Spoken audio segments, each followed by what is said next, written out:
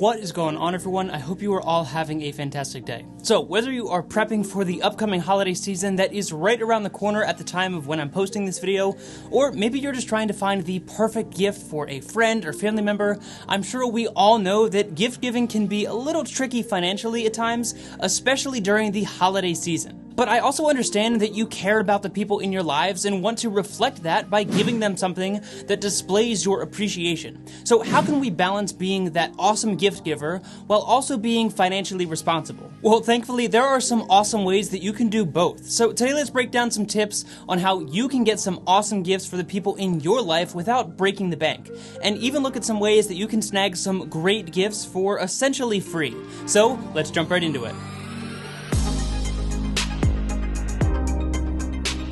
So most of these tips are going to apply directly to the holiday season that we all know can be stressful financially, but these tips can also be applied to any other time that you want to give someone a gift. So with that in mind, the first and most important step when it comes to gift giving is creating and setting a budget. Now, this doesn't mean just picking a number randomly and saying, I'm not going to spend more than $100, because depending on how many gifts you're buying and what your financial situation looks like, just picking a random number and sticking to it is not exactly being financially responsible. So in my eyes, creating a budget means a few things. Number one, you need to figure out exactly who you are buying gifts for and how much you are planning to spend on each of those people. This number probably varies drastically depending on the various relationships that you have in your life. But I do think it is important to mention here that there is nothing wrong with taking a quality over quantity mentality with this one. Now, I know that that probably sounds a little bit harsh, but what I mean by this is you want to find that balance of getting gifts for the important people in your life,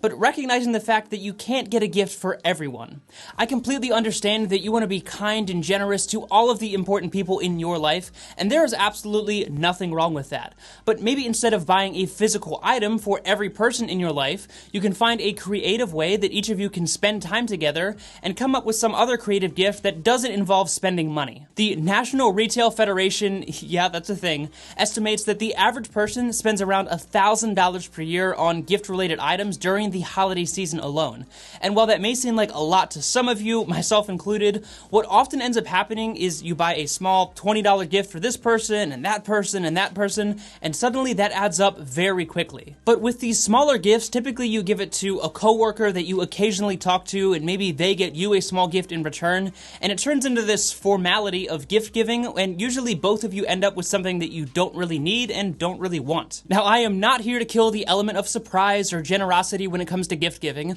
but I think we as consumers do suffer from what I and others like to call stuffitis, especially around the holiday season, where we give a lot of stuff that no one really needs, and we might get a lot of stuff that we don't really need. So what I hope you take away from this tip is that, first of all, there is absolutely nothing wrong with being generous, not only to the people that are really close to you in your life, but also those who might not know you as well, but you still want to share your appreciation for them by getting them a gift. But if your budget is a little tight around the holiday season, then there is no shame in cutting off that give a pointless item, get a pointless item routine with those that don't know you as well. Because again, those small gifts tend to add up, and all it does is put more money in the retailer's pockets and leave you with a bunch of small items that you don't really need at the end of the day. Now that segues really nicely into my second tip on saving money when it comes to gift giving, and that would be giving the gift of your own time. Now again, this is going to depend on the various relationships with the person who you are giving a gift to, but maybe you can offer to cook them dinner, or maybe take that person out to dinner, or any number of things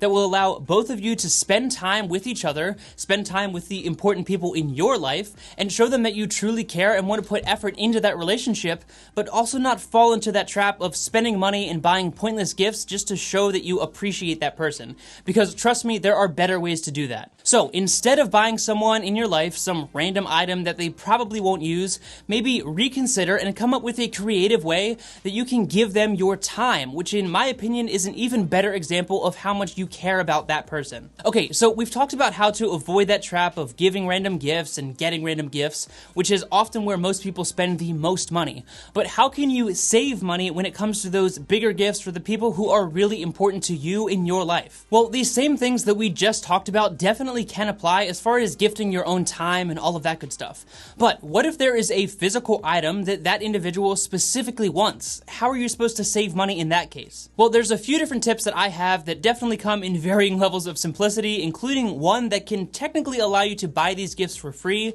but we'll get to that one in a second. The first and most obvious way to get specific items for cheap is being a couponing expert. Now, I've talked about sale items in previous videos and how you should never buy random things just because they are on sale, because that's usually a huge waste of your money. But if there's a specific item that you are looking for, then you absolutely want to shop around and try and get the best deal possible, because you're probably going to buy that item anyways, so you might as well get it for the lowest possible price. So if you know that there is a specific item that you want to get someone in your life, then plan ahead and look for that item or sales on that item well in advance so that you can get it at the best possible price. Now, that one's kind of self-explanatory, but lastly, that brings us to my fourth and final tip, which definitely goes out on a limb, but technically can allow you to get a lot of great gifts for relatively cheap or completely free if you are careful and smart about it. So I'm just gonna rip off the band-aid. This one involves paying for your gifts around the holiday season with a new credit card that is going to offer you a big sign-up bonus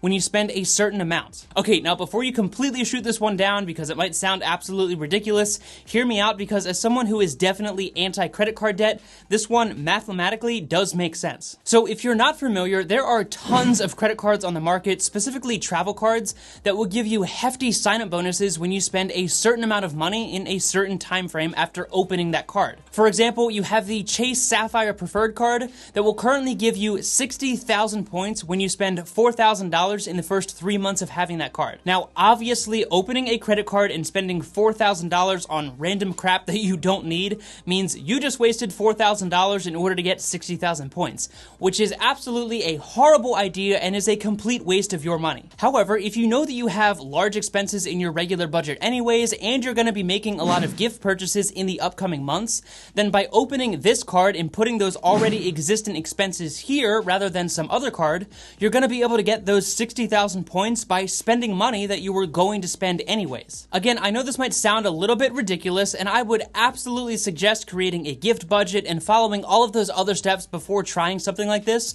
but maybe there's a trip that you're planning to take in the summer months and you don't really want to pay for those airline tickets. Well, 60,000 points has a redeemable value of around $1,200 depending on how you redeem these points. But the important part here, if you're going to succeed and come out ahead, is that you're meeting that spending requirement that we talked about earlier by buying things that you were going to be purchasing anyways. Again, I cannot reiterate this enough. Please do not go open a credit card and buy random stuff that you don't need just to hit that spending requirement, because again, that is a complete waste of money. But if you know that you have a lot of expenses coming up, which in this case is gifts, plus you know that you have at least $1,000 or so in regular monthly expenses that you are going to have to pay regardless, then by putting those expenses on this credit card and paying it off at the end of every month, you're going to get those 60,000 points and be able to redeem that for up to $1,200 worth of free travel, which could be free flights, free hotels, and a bunch of other great stuff that you would have otherwise had to pay out of pocket.